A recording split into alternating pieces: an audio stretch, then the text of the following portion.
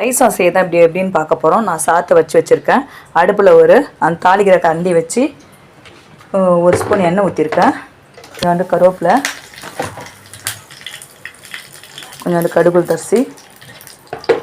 தாளிக்குள்ளே first கருவேப்பிலை போட்டு கருவேப்பிலை கொஞ்சம் பொரிஞ்சோடனே அதுக்கப்புறம் கடுகு தரிசி போட்டால் கருவேப்பிலாம் நல்லா கொஞ்சம் மொறுமொறுன்னு இருக்க மாதிரி இருக்கும், நல்லாயிருக்கும். அதுக்காக தான் ஃபஸ்ட்டு கருவேப்பிலை போடுறது.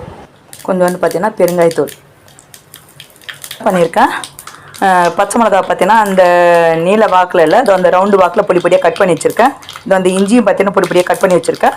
அந்த கொத்தமல்லி பொடி பொடியாக கட் பண்ணி வச்சுருக்கேன். இதையும் பார்த்தீங்கன்னா நான் போட்டு ஒரு வதக்கி கொஞ்சோண்டு எண்ணெய் பத்தல கொஞ்சோண்டு ஒரு ஸ்பூன் ஊற்றிக்கிறேன்.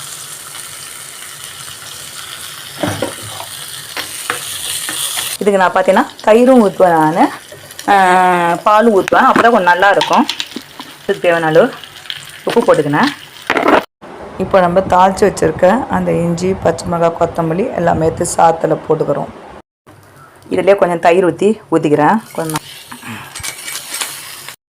நான் வந்து வீட்டில் துவைச்ச தயிரும் ஊற்றினேன். அதுக்கு பத்தாதுக்கு பேக்கெட் தயிரும் ஊற்றி கிண்டுறேன். கொஞ்சம் தொல்லைன்னு கிண்ணா தான் கொஞ்சம் சாதம் கொஞ்சம் வரைச்சாமல் கொஞ்சம் நல்லாயிருக்கும்.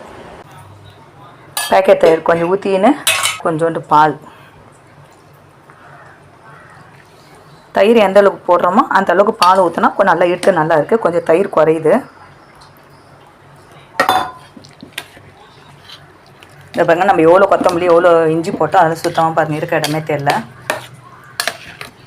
சில பேர் இதில் மோர் மிளகா கூட தாளித்து கொட்டணும், அதுமாதிரி கூட பண்ணலாம். இதை பாருங்கள் எவ்வளோ நல்லா சூப்பராக இருக்குது. இந்த சமயத்தை நீங்கள் உப்புலாம் டேஸ்ட் பண்ணி பார்த்துக்கோங்க. எனக்கு உப்புலாம் திட்டமாக தான் இருக்குது. இப்போதும் இதோ பாருங்கள், அதாங்க நீங்கள் தயிர்லாம் தாளிக்குதுன்னா நீங்கள் இந்த மாதிரி பொடி பொடியாக பச்சை மிளகா அந்த இஞ்சிலாம் பொடி பொடியாக கட் பண்ணி போட்டாக்கா நல்லா வாசமாகவும் நல்லாயிருக்கும் சாப்பிட்டு. தேங்க்யூ.